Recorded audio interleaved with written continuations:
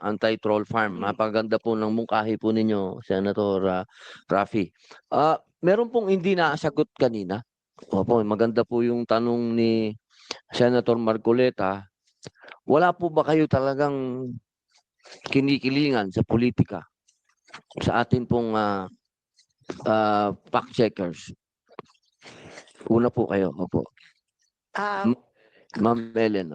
I mean, as a journalist, no, kahit na, kasi marami kasing klaseng journalist, no, dapat kasi non-partisan, di ba? Wala kaming kinikilingan politika.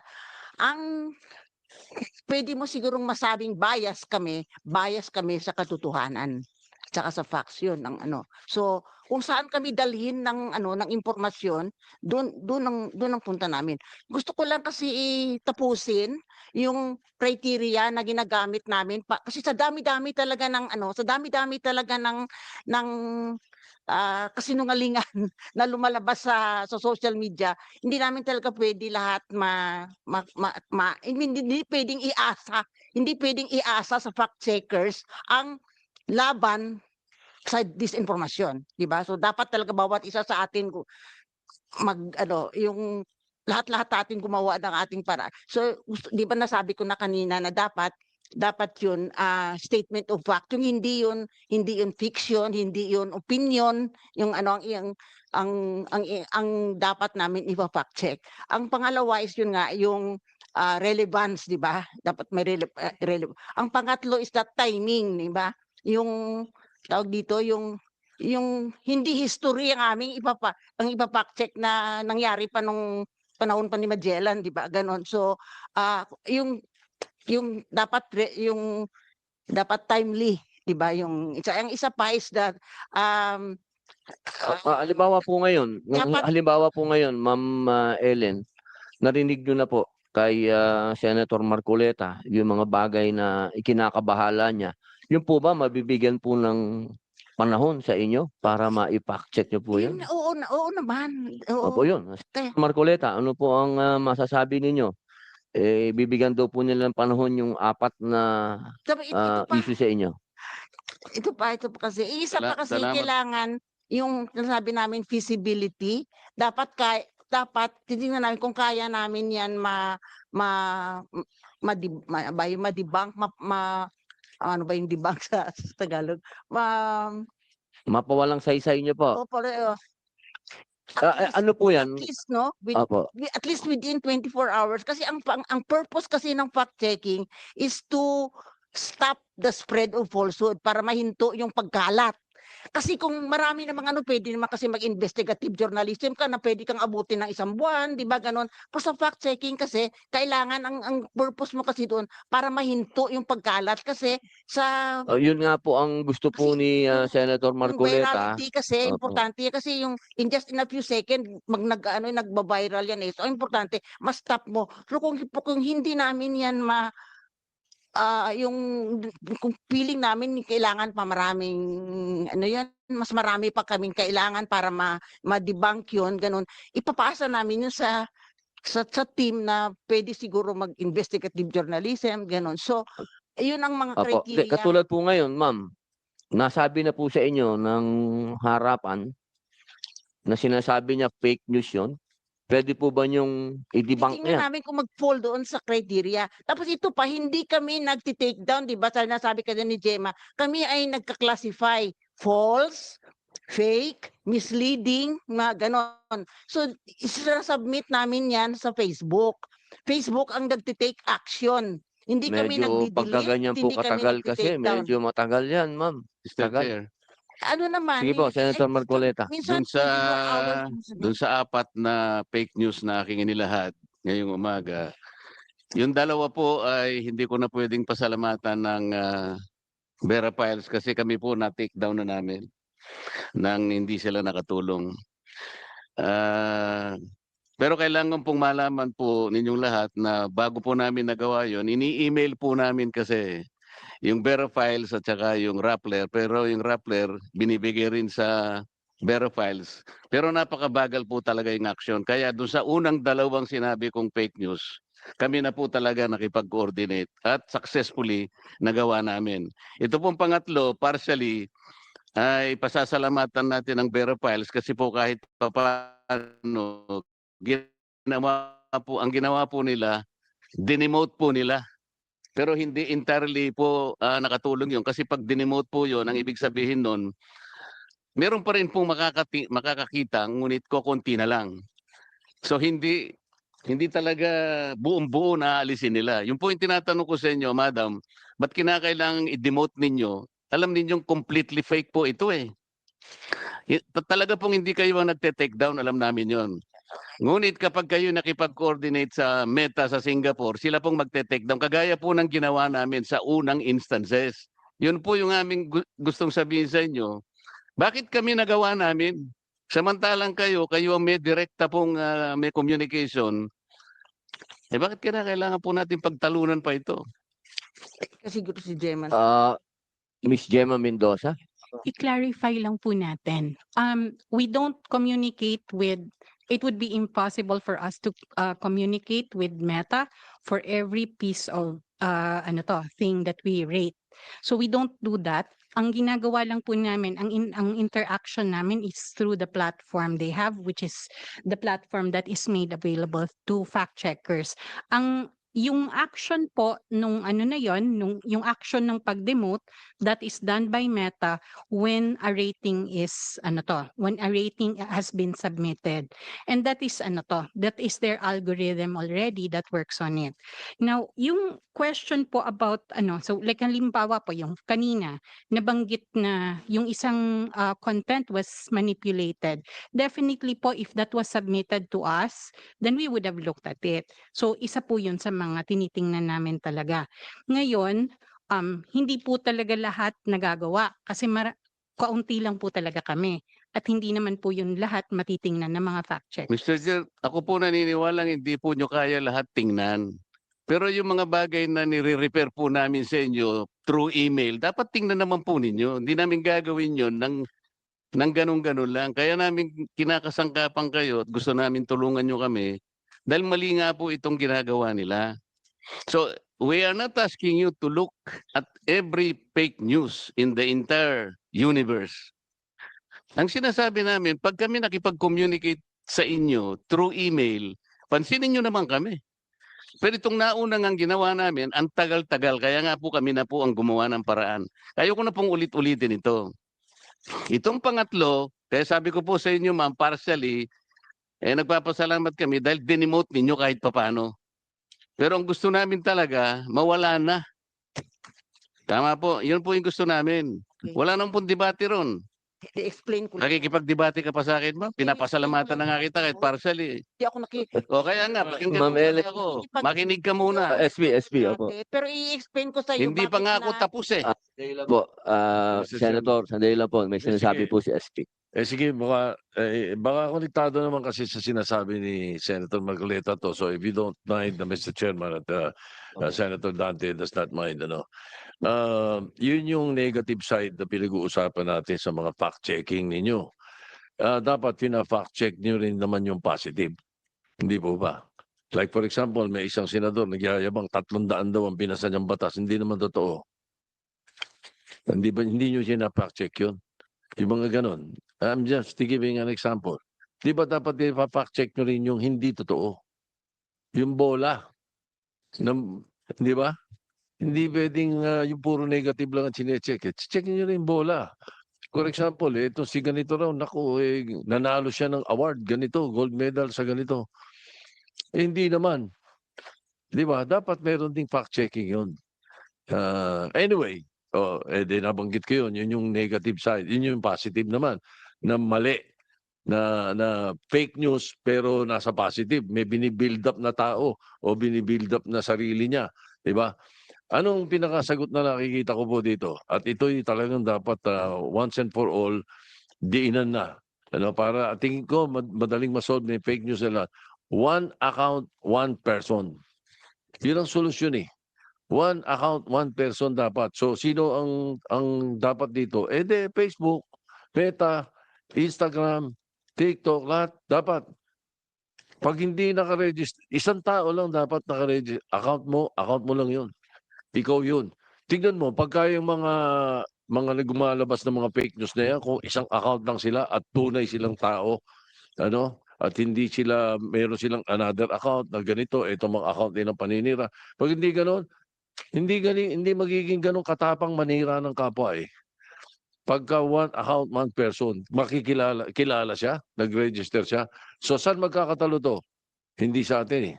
Magkakatalo to. Kailangan sama-sama tayo, i-appeal natin ito doon sa kanila, sa mga service providers. Na wag nilang i-register. Ang daling mag-register. Gusto nyo ako, magre-register ka agad ako dito eh. One Dela Potpot ang pangalan ko, tatangkapin eh. Di ba? Yun ang pinaka-problema eh. So I think ko doon tayo magsama-sama lahat ng mga involved sa internet. Hindi na natin yun. One account, one person. Dapat ganun. Thank you. Tama po, SP. Pati yung mga account na comment ng comment tapos naka-lock profile. Hindi rin tama yun. Salita ka ng salita tapos hindi ka naman pwede sagutin. Yun mga bagay po na yan ang mga dapat natin pong ihakbang dito. Senator Marcoleta, opo. Mr. Chair, tama po ba ito na 16 million po ang naka-earmark sa PCO under its 2026 budget to combat fake news? Yusek Ilagan, opo. Alam nyo, 60 million daw po. Alam nyo, kaibigan ko kasi si Mon. Sige po.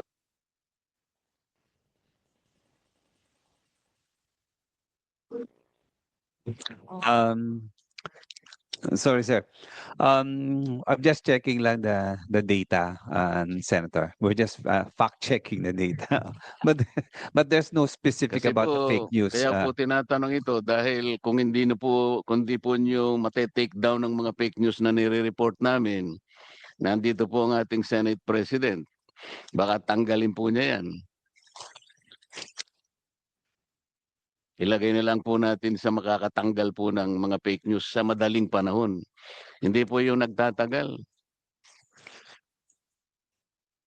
Habang nag-aantay po, mag-aantay We're po just tayo checking po, Senator. ng sagot po ninyo. Baka po merong gustong idagdag yung mga fact checkers po natin sa punto po kanina tungkol sa political alliance. So, wala pong political alliance sa inyo. Wala po. And we regularly disclose the list of fact checks that we do every year. So the other thing po note ko lang po dito is pag may link po na sinubmit, so baka lang po I was checking our email, baka lang po sir walang na-submit na link and that was probably the reason why it was not fact checked. Tapos baka po pwedeng sa next na meeting may meta dito. Opo. Mr. Chair, siguro, sabi niyo po kasi kanina hindi lahat na-fact check ninyo. So, is it a problem of competence or your ability to fact check all things that go to the internet? Kasi kung talagang imposible naman yon, so what is a fact checker for? Kung hindi nyo naman talaga mapafact check lahat. Kagaya ng nangyayari po ngayon. Ano po yung limitations ninyo, if there are limitations? Yung fact checking po tulad po ng sinabi ng aking colleague is that it's an exercise that we started doing because there's posting online. There are people posting online. And siguro ilang million po nung mga Pinoy ang nagpo-post online on a given day. So yung ganong volume po talaga, hindi po talaga kaya yon ng nung isang small organization na tulad namin. But what does Facebook do with yung mga sinasubmit namin? Supposedly they're using their algorithms to look for similar content similar to the ones we have already rated. But I cannot speak po, Mr. Chair, for Facebook. Meta needs to speak for itself because hindi po kami yung hindi po kami yung platform. We're only fact-checking what we see and what we can reasonably fact-check. Mr. Chair, we were informed that Veraphiles and Rapplers are the ones